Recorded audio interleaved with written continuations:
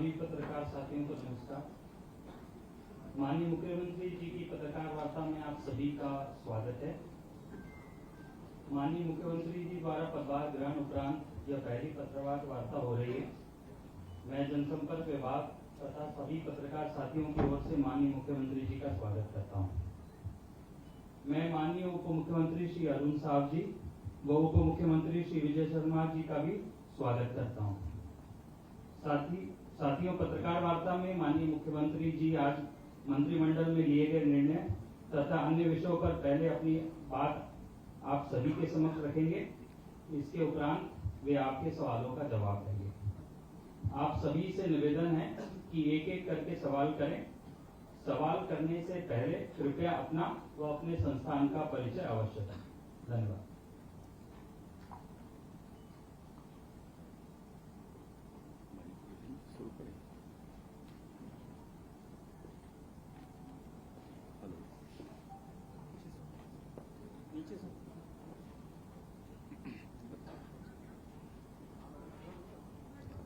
Hello,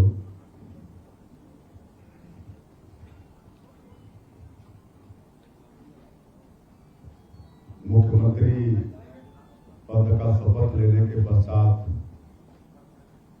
आज के इस प्रथम प्रेस वार्ता में हमारे बीच में उपस्थित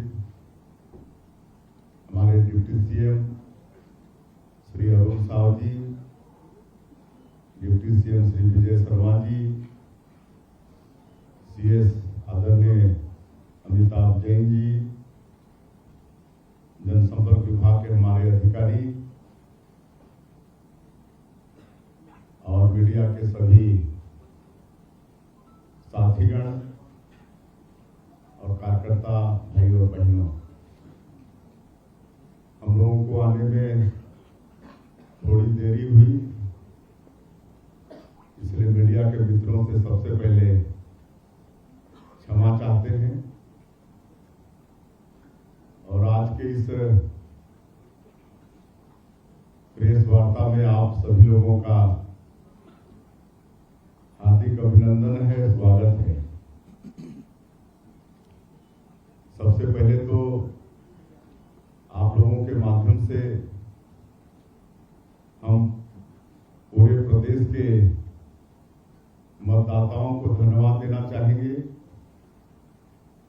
जिन्होंने भारतीय जनता पार्टी पर बहुत बड़ा विश्वास किया और जितनी हम लोग कल्पना नहीं किए थे उससे भी ज्यादा बड़ी सफलता हम लोगों को दिलाने का काम किया। 54 सीट हमारी पार्टी ने हासिल किया और कल 13 दिसंबर को शपथ ग्रहण समारोह था, जिसमें हमने स्वयं मुख्यमंत्री के रूप में शपथ लिया। आदरणीय श्री अरुण साव जी ने डिप्टी सीएम के रूप में शपथ लिया। आदरणीय श्री विजय शर्मा जी ने डिप्टी सीएम के रूप में शपथ लिया। और ऐसे शपथ ग्रहण समारोह में हम लोगों का सौभाग्य था कि हम लोगों को आशीर्वाद देने हमारे देश के यशस्वी प्रधानमंत्री श्री नरेंद्र मोदी जी पधारे थे। देश के यशस्वी गृह मंत्री आदरणीय अमित शाह जी पधारे थे। हमारे पार्टी के राष्ट्रीय अध्यक्ष आदरणीय जेपी नड्डा साहब पधारे थे और कई केंद्रीय मंत्रीगण पधारे थे। कई राज्यों के मुख्यमंत्रीगण पधारे थे। उत्तर प्रदेश के मुख्यमंत्री आदरणीय योगी आदित्यनाथ भी पधारे थे और भी बहुत लोग पधारे थे। आप लोगों के माध्यम से उनके भी हम बहुत आभारी हैं और समय निकालकर हम लोगों को आशीर्वाद देने आए। शपथ लेने के बाद आज पहला कैबिनेट का बैठक संपन्न हुआ है, जिसमें हम लोगों ने जो चुनाव कैंपेनिंग के दौरान मोदी की गारंटी में जो हम लोग का वादा भी है कि जो पिछले 5 वर्षों में कांग्रेस पार्टी की सरकार में जो गरीब लोग 18 लाख प्रधानमंत्री ग्रामीण आवास से वंचित हो गए, उनको मकान देने का काम करेंगे। हमारे यशस्वी प्रधानमंत्री श्री नरेंद्र मोदी जी ने भी छत्तीसगढ़ की जनता से वादा किया था कि हमारी सरकार बनेगी तो जो भारतीय जनता पार्टी का मुख्यमंत्री होगा वो सबसे पहला काम 18 लाख आवास स्वीकृत करने का काम करेगा। और आज वही काम हम लोग पहले कैबिनेट में किए हैं। आज के कैबिनेट में हम लोग का एकमात्र विषय वही था जिसमें 18 लाख लोगों को आगे प्रधानमंत्री आवास की स्वीकृति देंगे। इस पर आज निर्णय लिया गया है और आने वाले समय में उस पर कार्रवाई होगी। छत्तीसगढ़ के 18 लाख गरीब लोगों को उनका हक प्रधानमंत्री आवास मिलेगा। उसके लिए जो भी आवश्यक कार्रवाई है वो हम सब लोग कर रहे हैं।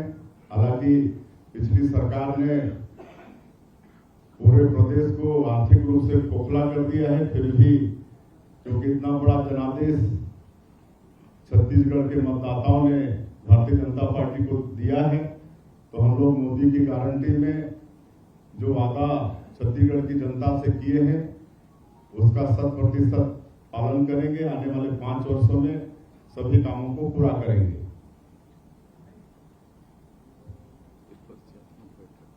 और कैबिनेट बैठक के पश्चात, क्योंकि आज ये पहला दिन था हम लोगों के लिए, वैसे कल शपथ ग्रहण के बाद विधिवत पूजा अर्चना करके हम तीनों अपने अपने कक्ष में बैठे और आज पहला बैठक था तो सभी विभागों के जो सेक्रेटरीज हैं उनके साथ बैठे, उनका परिचय हुआ और सभी लोगों ने अपने विभाग के विषय में छोटा ब्रीफिंग हम लोगों को दिया है, अपने विभागों से अवगत कराया है और हमने उनसे और भी आग्रह किया है कि आगे आप लोगों के साथ और आगे बैठेंगे और थोड़ी और जानकारी लेंगे और थोड़ा डिस्कस भी करेंगे, उनसे आग्रह किया है।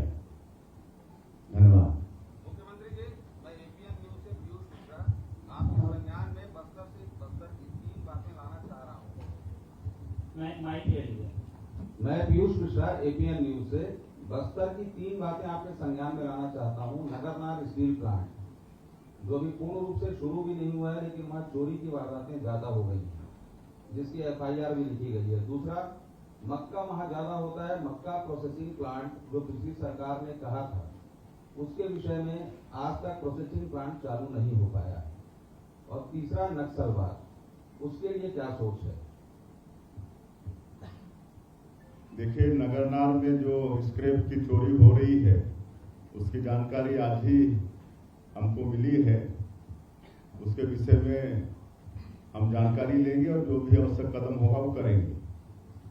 सर, मेरा एक सवाल है। और वो पुरानी सरकार की बात को छोड़ दीजिए, हम लोग जो भी आवश्यक होगा, छत्तीसगढ़ की जनता इतना बड़ा जनादेश हम लोगों को दिया है तो छत्तीसगढ़िया सबले बढ़िया इसको चरितार्थ करते हुए हम लोग काम करेंगे। सर, मैं संदीप तिवारी नई इंडिया प्रेस से हूँ। एक एक करके आप एक लेफ्ट फिर सेंटर फिर राइट फिर एक आ जाएंगे बीच से। सर, मैं दीपक विश्वकर्मा इंडिया न्यूज से। सर, एक सवाल है, आपने कहा कि पुरानी सरकार ने खोखला कर दिया था फाइनेंशियल चीजों को, तो क्या माना जाए, कैसे तालमेल बिठाया जाएगा? क्योंकि बहुत सारी घोषणाएं आपकी भी है उस संकल्प पत्र में, तो उसके लिए फंड्स कहाँ से आएंगे, कैसे वो सामंजस्य बैठेगा? उसके लिए हमारी पार्टी में भी कई अनुभवी लोग हैं और फिर अब डबल इंजन की सरकार है, केंद्र में भी हमारी सरकार है, यहाँ भी हमारी सरकार है, तो आप समझ सकते हैं कि डबल इंजन की सरकार तेजी से चलेगी।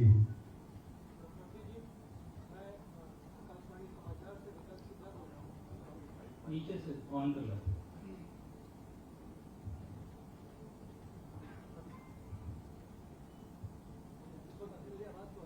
आ रही है। भगवती जी, मैं आकाशवाणी समाचार से विकास शुक्ला हूँ। ये जो विधानसभा चुनाव हुए हैं उसमें आदिवासी क्षेत्रों में भारतीय जनता पार्टी को काफी सफलता मिली है। सरगुजा में आपने सारी सीटें जीती हैं, बस्तर में भी काफी सीटों में आपने सफलता हासिल की है। तो आदिवासी समुदाय की आपसे विशेष रूप से अपेक्षाएं हैं, तो आदिवासी क्षेत्रों के विकास के लिए, आदिवासी लोगों के विकास के लिए आपकी क्या कार्य योजना है? उन क्षेत्रों के विकास के लिए आप क्या विशेष पहल करेंगे? विधानसभा 2023 के चुनाव में आदिवासियों का पूरा आशीर्वाद मिला है, समर्थन मिला है। सरगुजा संभाग में कांग्रेस का सुपड़ा साफ कर दिए हैं, पूरी तरह से सफाया कर दिए हैं।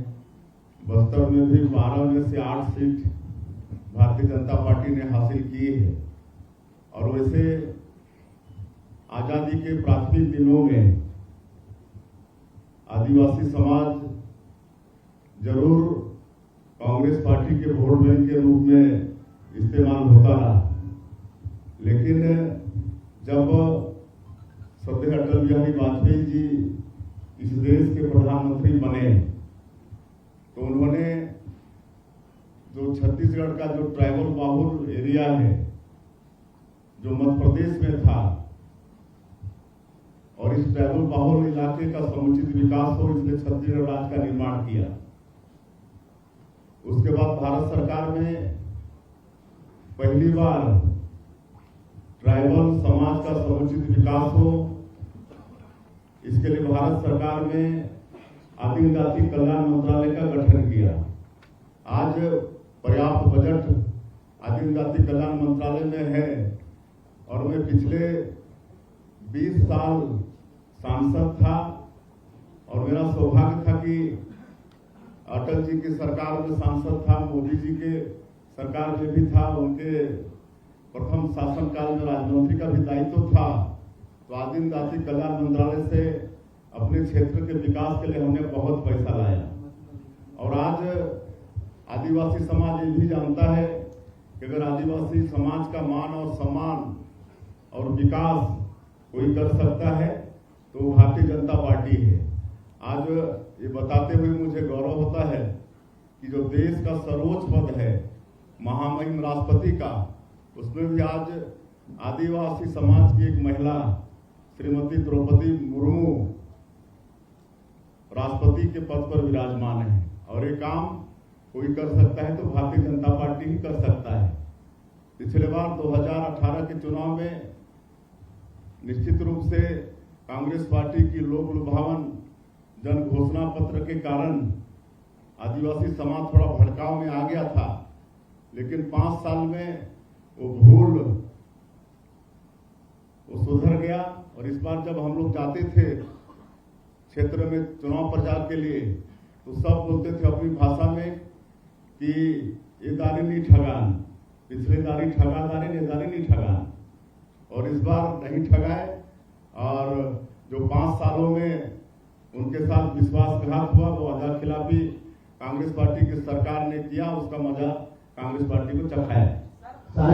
मुख्यमंत्री जी, मैं संजय पांडे, दैनिक अमृत संदेश से इधर से मुख्यमंत्री जी 25 तारीख को 2 साल का किसान का बकाया बोनस देंगे क्या? पहला सवाल। दूसरा सवाल, को लेकर आप लोगों ने पहले ही कैबिनेट में जांच की घोषणा का वादा किया था, मुख्यमंत्री जी इसके बारे में प्रकाश डालेंगे?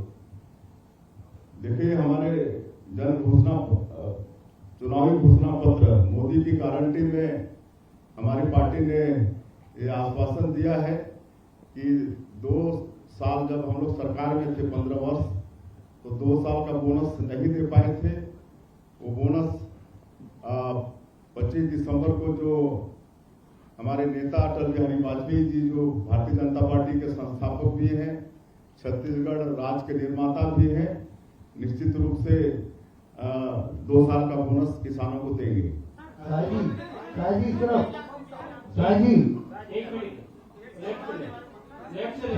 एक एक करके बोले तो शाहजी, मैं दामू बोल रहा हूँ।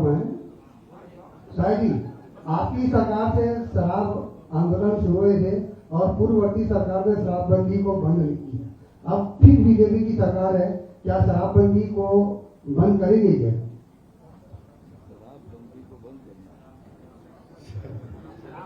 चलिए आगे बढ़ाइए, आगे। माइक दे दो इनको, माइक दे दो। हाँ मेरा सवाल विजय जी से है। विजय भैया आपसे सवाल है मेरा ये, पीएम आवास को लेकर के आपने विषय सबसे पहले आपने उठाया था कबरधाम में, तो पीएम आवास को लेकर के भाजपा ने फॉर्म भरवाए थे। उन फॉर्म्स को जो आपने कलेक्ट किया था पीएम आवास आंदोलन के लिए, उन फॉर्म का क्या होगा? क्या उन फॉर्म को लेकर के आगे कार्रवाई होगी?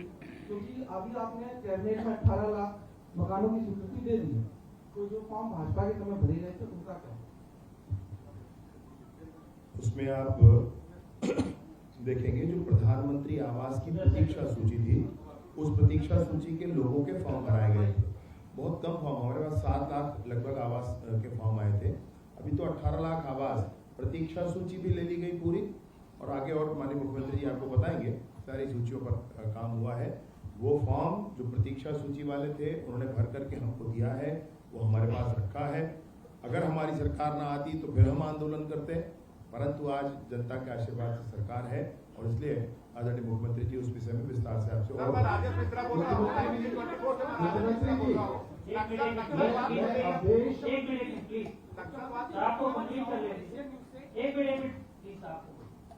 हाँ मुख्यमंत्री जी, मैं कोमल साहू एशियन न्यूज़ से। सर, बहुत सारे किसान आप लोग की तरफ देख रहे हैं कि आप लोगों ने वादा किया था कि 21 क्विंटल जो धान खरीदेंगे और 31 रुपये पैसे देंगे, तो बहुत सारे किसान ऐसे हैं जो आपकी तरफ देख रहे हैं सर, तो उन लोग के लिए क्या कुछ आप लोग लेके आए हैं, क्या कुछ लेके गए हैं? मैं कह चुका हूँ कि मोदी की गारंटी में जो भी वादा हमारी पार्टी ने छत्तीसगढ़ की जनता से किया है वो 100% उसका पालन होगा। मुख्यमंत्री जी इधर मैं अवधेश मलिक से इधर, शायद मेरी आवाज आप तक पहुंच रही होगी चेहरा न दिखे तो। मैं आपसे सिर्फ एक सवाल पूछना चाहता हूं कि आप as a tribal chief minister बने हैं, ट्राइबल्स को लेकर एक जो मेजर प्रायोरिटी रहेगी आपको, वो क्या होगी?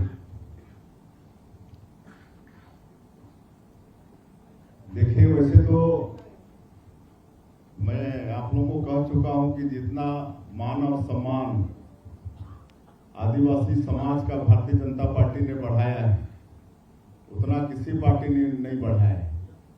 और आज जो भी काम पिछले 15 वर्षों में भारतीय जनता पार्टी के सरकार के माध्यम से हुए, वो भी ट्राइबल लोगों के हित में हुए। आपको मैं बताना चाहूंगा कि पहले ट्राइबल क्षेत्र में और ग्रामीण क्षेत्रों में भूखमरी होती थी, लोगों को अनाज नहीं मिलता था खाने के लिए, तो लोग कोदो, कुटकी, गोंदली खाते थे, महुआ को उबाल के उसमें सरई का बीज मिला के खाना पड़ता था। उसके बाद भी बच्चे उपवास होते थे। लेकिन जब छत्तीसगढ़ में भारतीय जनता पार्टी की सरकार बनी तो सस्ता अनाज देने का काम शुरू हुआ। पहले 3 रुपया किलो में देना शुरू किए, फिर 2 रुपया में, फिर 1 रुपया में।